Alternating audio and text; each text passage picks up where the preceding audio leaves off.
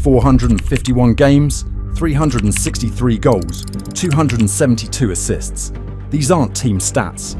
These numbers belong to the greatest trio the game has ever seen.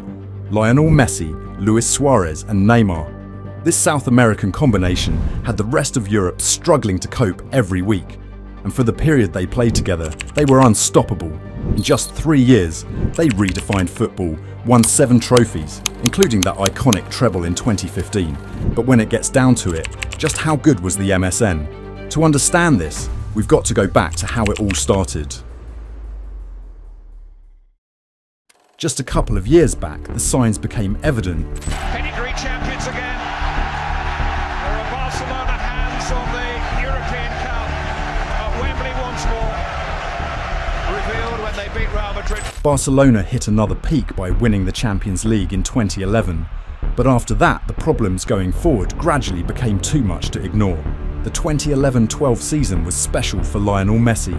He scored 91 goals in the calendar year of 2012 and broke so many records. But collectively, Barcelona watched on as Real Madrid recorded most wins in a single La Liga season. In the Champions League, that agonising defeat to Chelsea in the semi-final meant they'd missed out on the big ones that season. The same thing happened in 2013, this time getting thumped 7-0 on aggregate by Bayern Munich in the same stage. And at this point, that problem had become glaringly obvious.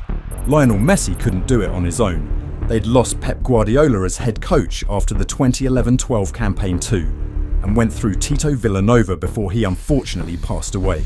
Gerardo Martino was appointed next, and it was during his tenure Barcelona acquired one half of the solution to the attack, Neymar. His signing for Barcelona was controversial, a €57 million deal at the time, but rumours about offshore payments to his dad's company and agents meant that figure could have been much higher, and Barcelona had to fight off competition from the likes of Bayern Munich and Real Madrid just to get him. The following season in the Champions League, they got knocked out in the quarter-finals by Atletico Madrid, the same team that ended up winning La Liga, and watched as the other Madrid club, Real, won European football's biggest competition.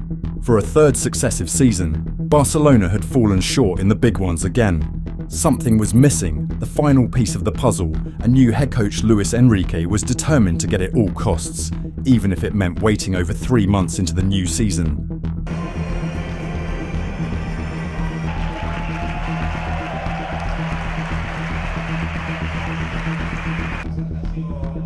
When Luis Suarez joined Barcelona, it raised a lot of eyebrows. Why? Suarez was still serving a ban for this Count Dracula incident at the World Cup just months back, and wasn't going to be able to play until October, months into the season. But still, the club took a chance on him. And like that, the MSN was born. That doesn't mean this trio didn't come with the controversies though. Initially, the big question was if these three would be able to coexist as a unit. Messi was no doubt the star attraction, but in the same light, Neymar and Suarez weren't small figures either.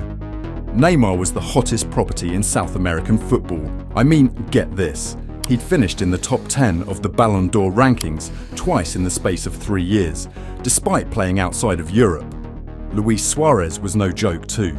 He was coming off the back of a 2013-14 Premier League season with Liverpool, where he'd equal Cristiano Ronaldo's record for the most goals in a season, won the PFA Player of the Year award, and came agonising close to taking Liverpool to a First League title in 24 years.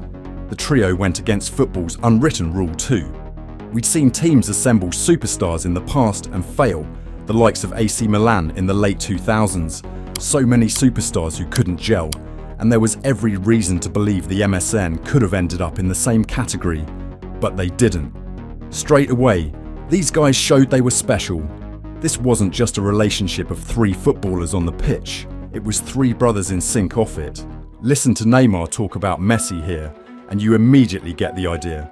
Messi was like a big brother to him, the same with Luis Suarez too. Things are simply natural since he was a child. That is the reason why he's the best in the world, and will continue to be this way for a long time.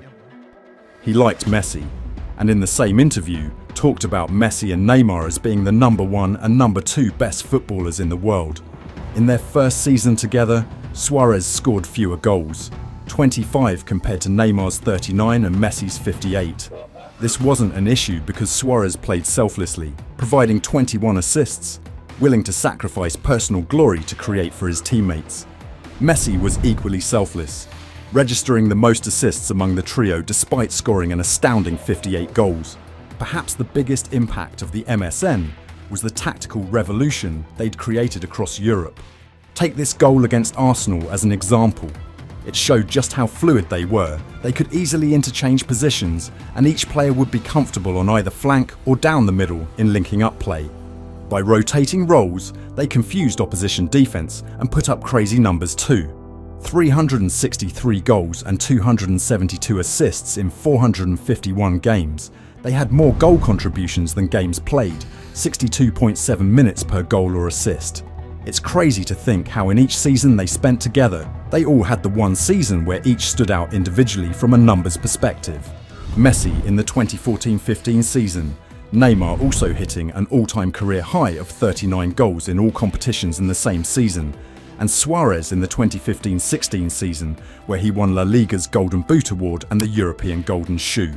Because of how good they were, combining performances like this with goals and assists, they'd caused managers across the continent to immediately start changing tactics.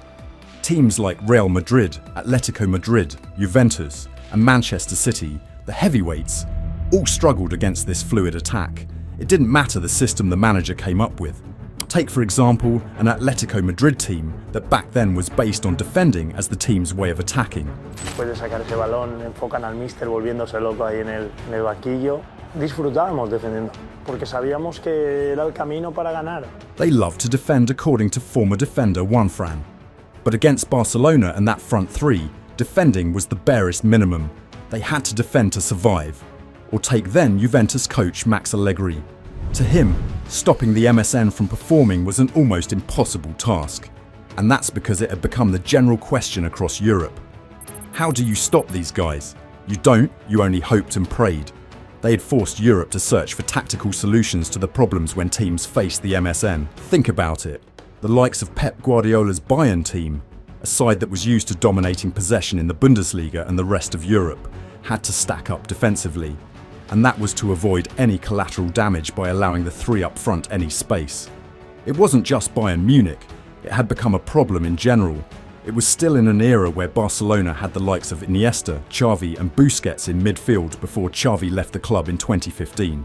So you had teams trying to figure out how to stop that Bermuda Triangle in the middle because they rarely gave away possession. And the up top, the MSN ran the show. They weren't just revolutionary for what they did on the pitch, but also what they did to teams off it too. Clubs began desperately trying to assemble their versions of the MSN. It became forced duos, forced trios. The only real competition at the time was the BBC, Gareth Bale, Karim Benzema and Cristiano Ronaldo from Real Madrid. The point is, with all these guys, the benchmark was always the MSN. They had to live up to the standards they'd set.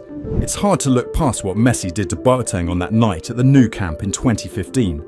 He had one of the world's best defenders on roller skates, did him dirty, and then dinked the guy who'd just been crowned the third best player in the world by FIFA months back. It didn't end there. Bilbao have never been relegated from the Primera Division. Something to be admired, I have to say. Well, there's three of them right. He's still going. Look at this, Kevin. It's a brilliant run from Messi. Did he go all the way? Messi's iconic solo goal versus Athletic Club in the Copa del Rey final of 2015 was one of the greatest goals the game has ever seen.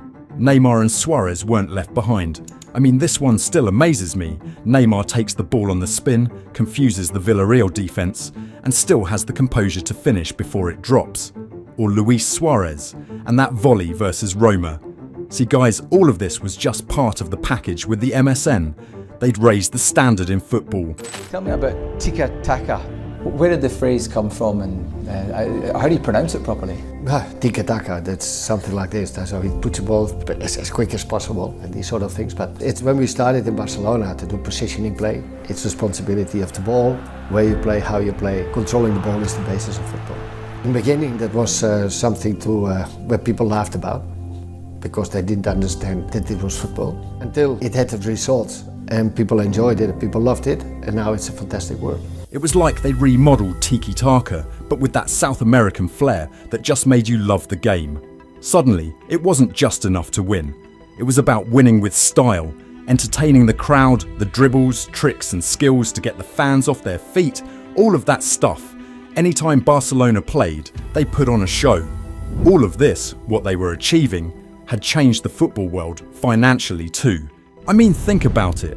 The only reason PSG were willing to cough up a world record fee of €222 million for Neymar in 2017 was because of how good they'd seen him with the duo of Suarez and Messi at Barcelona.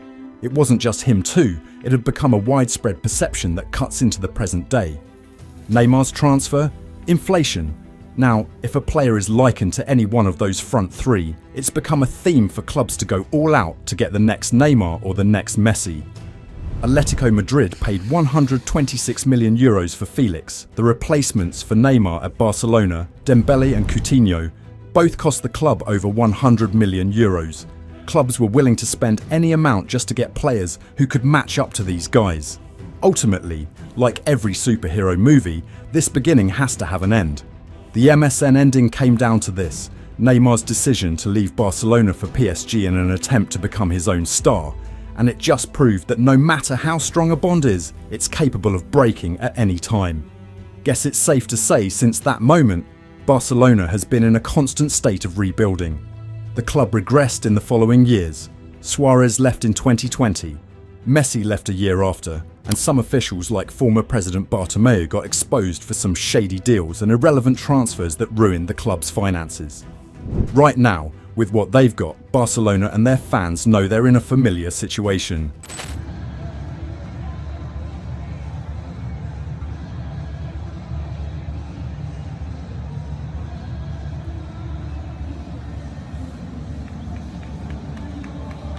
Rafinha, Lewandowski and Yamal, very similar to the MSN, and tearing up records like the trio did from 2015 to 2017. They're the gold standard, nothing changes that. Since the MSN, there have been trios like Liverpool's Mane, Salah and Firmino, or even Messi reuniting with Neymar in Paris to form the M&M with Kylian Mbappe. But even these guys have nothing on what the MSN was and what they achieved. The MSN didn't just break football, they made us wonder if we will ever witness magic like this again.